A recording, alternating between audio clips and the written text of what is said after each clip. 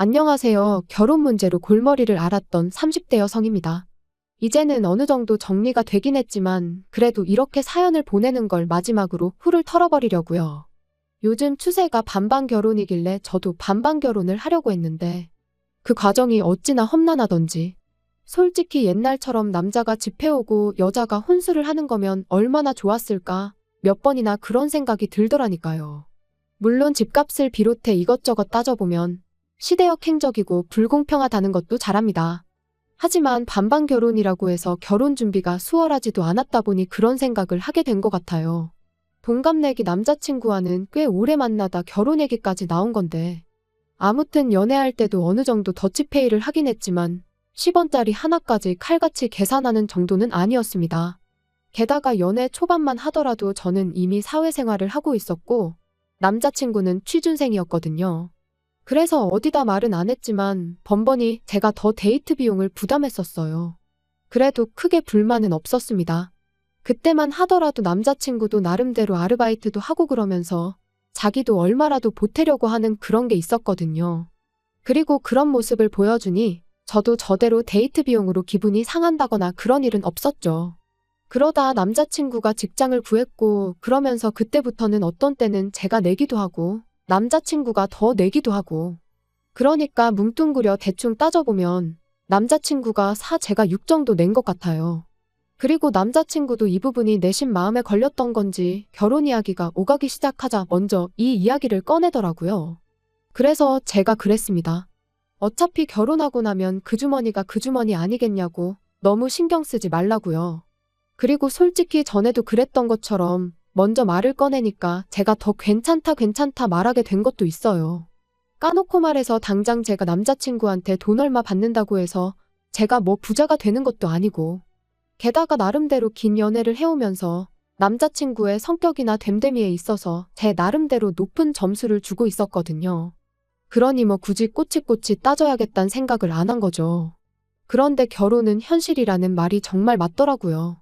저희가 연애하는 동안에는 괜찮았는데 본격적으로 결혼 준비를 시작하면서부터는 번번이 부딪히기 일쑤였으니까요. 일단 결혼 이야기가 나오자 연애할 때처럼 결혼도 서로 부담하는 비율이 비슷했으면 좋겠다는 이야기가 나왔습니다. 그리고 여기까지는 뭐 딱히 거슬리거나 그럴 건 없었어요. 워낙 주변에 그런 커플들도 많았다 보니 오히려 당연하게 느껴질 정도였지요. 그런데 문제는 집을 구하려고 보니까 서울에서는 매매는커녕 전세도 대출 없인 어렵겠더라고요.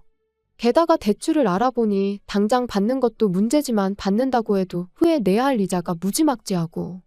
그런데 그때 저희 어머니께서 인생에 한 번뿐인 결혼인데 어른들한테 손 벌리는 게 부끄러운 게 아니라며 도와주시겠다 하셨습니다. 제가 외동인데다가 저희 부모님은 어느 정도 노후 준비도 되어 계시거든요. 그래서 사실 결혼 이야기가 나오기 전부터 제가 시집가면 얼마는 해주겠다고 종종 말씀하시곤 하셨죠.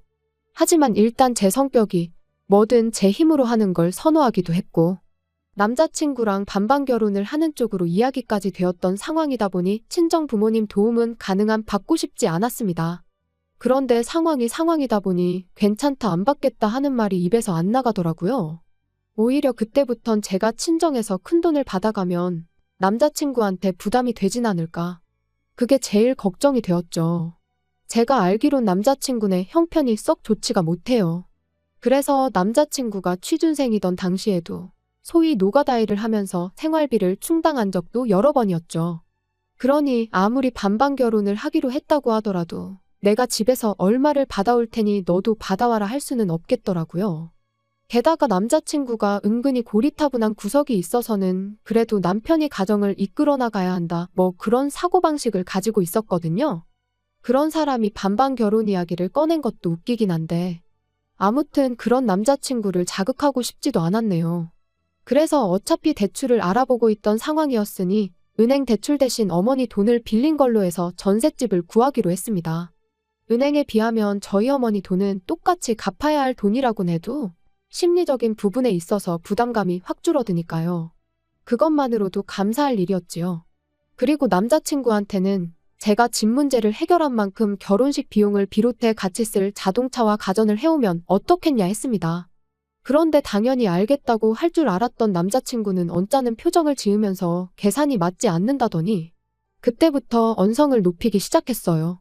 저는 왜 원금이 보장되는 집을 하고 자기한테는 써버리면 땡인 결혼식 비용을 하라고 하느냐면서요.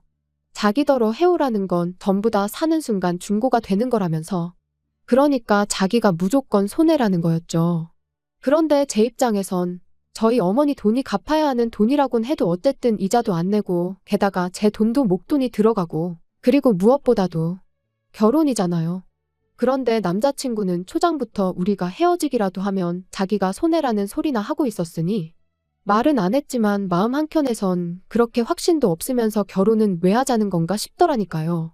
하지만 이미 주변에다 결혼한다는 얘기도 했지. 그러니까 그 순간은 헤어진다는 생각보단 그럼 어떻게 합의점을 찾아야 할까를 더 생각했던 것 같아요.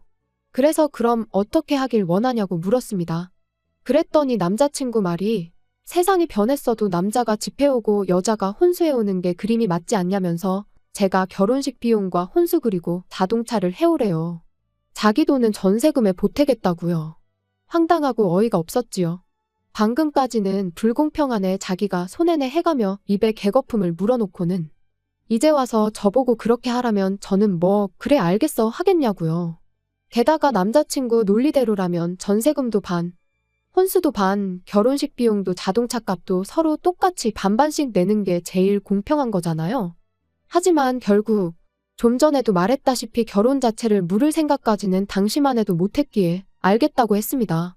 한편으론 남자친구는 손해라며 목에 핏대를 세웠지만 제가 선뜻 하겠다고 하면 자기도 뭔가 느끼는 바가 있을 거란 생각도 했고요. 그런데 집으로 들어오는 내내 둘이 나눈 대화를 곰곰이 곱씹다 보니 남자친구는 처음부터 끝까지 자기 입장만 생각할 뿐이었지 정작 저희 어머니가 도와주시는 부분에 있어선 하다못해 감사하단 말 한마디 없었다는 게 떠올랐어요. 뭐 남자친구 입장에서야 어차피 갚을 돈이란 생각이었을지도 모르겠지만 엄밀히 따지면 저희 어머니 입장에선 그 돈으로 다른데 투자를 하실 수도 있는 거고 하다못해 가만히 은행에만 넣어놔도 이자는 붙는데 까놓고 말해서 저희 때문에 손해를 감수하시기로 하신 거잖아요.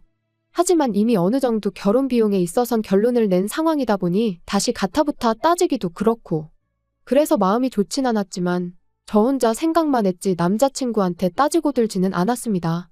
지금 생각해보면 그때라도 따질 건 따졌어야 했다 싶지만요.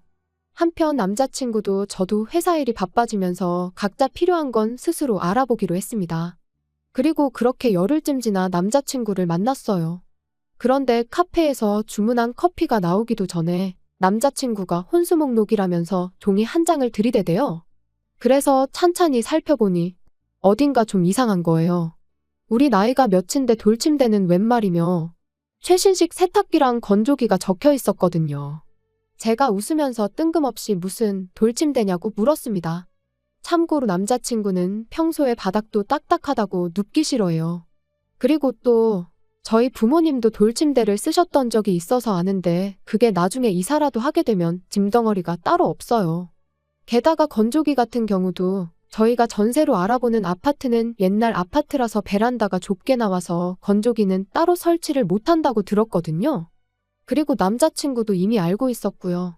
그런데 남자친구 말이 우리 쓸 게 아니고 자기 엄마 해드릴 거래요. 그러면서 실실 웃더니 하는 말이 시집 오면서 시부모님 가전 정도는 해올 거 아니었냐는데 어처구니가 없었죠. 그래서 제가 그럼 돌침대도 어머님 거냐고 물었습니다. 그랬더니 맞대요. 자기 엄마가 요즘 허리가 안 좋아지셨는데 누가 돌침대에서 자면 싹 낫는다고 한 모양이라며 그때부터 돌침대 노래를 부르신다나요? 그래서 돌침대도 필요하고 세탁기도 지금 어머님이 쓰시는 건 통돌이 세탁기인데 그건 넣고 꺼낼 때 허리를 숙여야 하잖아요. 그래서 세탁기도 바꿔드리면 좋을 것 같아서 적었다는 거예요. 사람이 왜 어이가 없어서 말문이 막힌다고 하죠? 제가 딱 그랬습니다. 말 그대로 말문이 막혀서 할 말을 잃었어요. 그런데 남자친구는 눈치가 있는 건지 없는 건지 계속해서 지 할 말만 이어가더라고요. 원래는 뭐 마음 같아서는 로봇 청소기도 해오라고 하고 싶었는데 그럼 뭐 저한테 너무 부담을 주는 것 같더라나요? 그래서 자기가 그건 빼준 거라면서 고맙지 않냐는데 원래 이 인간이 이렇게 뻔뻔했었나 싶고 별 생각이 다 들었네요. 결국 듣다 못한 제가 남자친구더러 내가 이거 다 해가면 너는 뭐 해올 거냐 물었습니다. 그랬더니 남자친구가 저더러 그게 무슨 소리냐면서 자기가 왜 뭘 해가야 하냐더니 저더러 뭔가 착각을 하고 있는 것 같답니다. 그리고는 덧붙이길 옛말에 남자는 장가를 가는 거고 여자는 시집을 온다는 소리 못 들어봤냐면서 남의 집으로 오는 사람이 선물을 사들고 오는 게 맞는 거 아니냐는 거예요. 지가 무슨 소리를 하는 건지 알고나 떠드는 건지 정말 벙찌더라고요.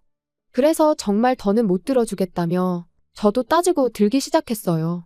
어디서 그런 말 같지도 않은 소리를 주워 듣고 와서는 그러냐고요. 그리고는 결혼할 생각이 있긴 하냐고 몰아붙이니 그제서야 남자친구가 하는 말이 알겠답니다. 생각해보니 제 입장에선 서운할 수도 있을 것 같대요. 그리고는 덧붙이길 시집 오면 자기 집 식구가 되는 거니 마지막이다 생각하고 뭐 하나 골라보랍니다. 자기가 사줄 테니 저도 저희 부모님께 효도나 한번 하라나요? 남자친구의 거들먹거리는 태도에 정말 진절머리가 났어요. 그래서 남자친구한테 누가 보면 내가 맨몸으로 결혼하는 줄 알겠다고 왜 태도가 그따위냐고 따졌지요.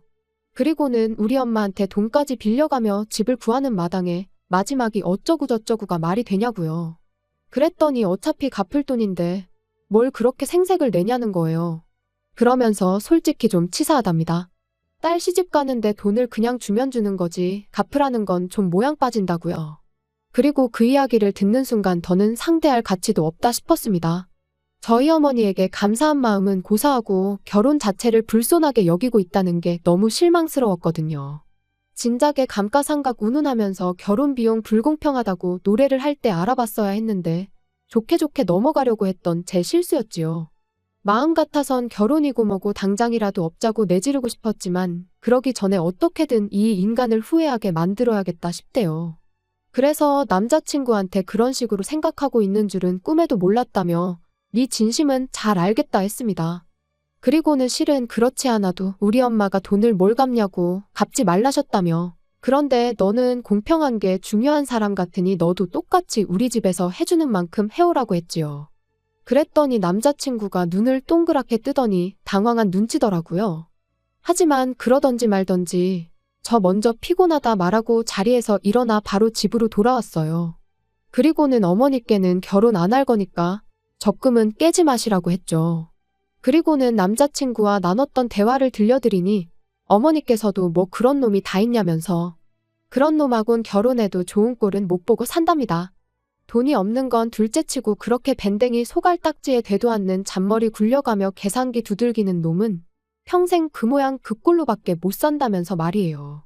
사실 집에 오는 내내 내가 말이 너무 심했나? 혹시 대화로 잘 풀어볼 수 있던 문제는 아니었을까 싶기도 했는데 어머니께서 두 말 않고 잘했다 해주시니 한결 마음이 가벼워지대요. 그리고 그날 이후로 무슨 이유로든 남자친구가 연락을 해오면 일단 돈부터 준비하라고만 했어요. 돈이 준비가 돼야 결혼 준비도 할 거 아니냐고요. 그랬더니 2주쯤 지나자 아예 집 앞까지 찾아왔더라고요. 그래서 나갈까 말까 고민하다 언제까지 무시만 한다고 해결될 일도 아니니 이제 그만 확실히 헤어지자 얘기를 해야겠다는 생각으로 나갔습니다. 1층으로 내려가니 정문 바로 앞에 남자친구가 서 있었는데 시집 오는데 시댁에 빈손으로 올 생각은 하지 말라며 당당하게 말하던 기세는 온데간데 없이 쭈뼛거리면서 제 눈치만 살살 보더라고요. 그래서 제가 무슨 일이냐고 먼저 말문을 여니 한다는 소리가 자기가 생각이 짧았답니다. 어머님한테 드릴 돌침대며 세탁기며 그런 건 다 자식된 마음으로 하나라도 더 해드리고 싶은 마음 때문에 그랬던 건데 상황이 이렇게 돼서 어머님께 여쭤보니 아들이 행복한 게 최고라며 그런 거 안 받아도 된다고 하시더라나요. 하지만 그런 말에 뭐 제가 감동이라도 했어야 할까요? 오히려 상황이 이렇게 되니까 일단 말만 그렇게 하는지 알 바냔 말이죠. 그래서 그냥 아무 말도 안 하고 남자친구만 다시 쳐다보고 있었더니 자기가 생각을 해봤는데 처음에 제가 얘기했던 대로 하면 아무 문제 없는 거 아니냐입니다. 제가 장모님 돈에 제 돈을 더해서 집을 해오고 자기는 그 외의 것들을 하면 되지 않냐고요. 그러면서 그렇게 하면 자기가 굳이 돈을 부모님께 받아올 필요는 없을 것 같다는데 아직 결혼도 안 했는데 무슨 장모님이냐고 헛소리 하지 말라고 말을 끊었습니다. 그리고는 나도 생각해봤는데 맞다고 네가 굳이 네 부모님한테 돈을 받아올 필요는 없다고 했어요. 그랬더니 말을 딱 자를 때는 당황하다가 돈을 똑같이 해올 필요 없다는 말에 얼굴에 화색이 돌더니 역시 그럴 줄 알았답니다. 그래서 제가 당연한 거 아니냐고. 어차피 나는 너랑 헤어질 건데 네가 돈을 해오는 게 이제 와서 무슨 의미가 있겠냐고 했죠. 그리고 솔직히 너희 집 돈 해줄 상황 못 되지 않냐고 아주 직설적으로 물었습니다. 그 돈 해온다고 해봤자 기껏해야 네 부모님이 어디 가서 빌려다 주는 게 다일 텐데 그걸로 내가 발목 잡힐 일 있냐고. 됐다고요. 그랬더니 저더러 왜 그렇게 말을 못되게 하냐면서 자기 부모님 무시하는 말 한마디만 더하면 가만 안 있겠다나요? 그래서 이제 좀 상황 파악이 되냐, 네 주제를 알겠냐 했습니다. 그리고는 너 혼자 실컷 돈 열심히 벌어서 허리 아프신 어머님한테 돌침대도 사드리고 세탁기도 바꿔드리고 그렇게나 살라고 했네요. 그리고는 날 추워지는데 이제 그만 찾아오라고 집 앞에서 어슬렁거리는 거 보기 싫다고 했어요. 이럴 새에 나가서 아르바이트라도 하나 더 하라고요. 솔직히 실컷 빈정대고 나서 집으로 돌아왔는데 막상 그러고 나니까 마음이 편치만은 않았습니다.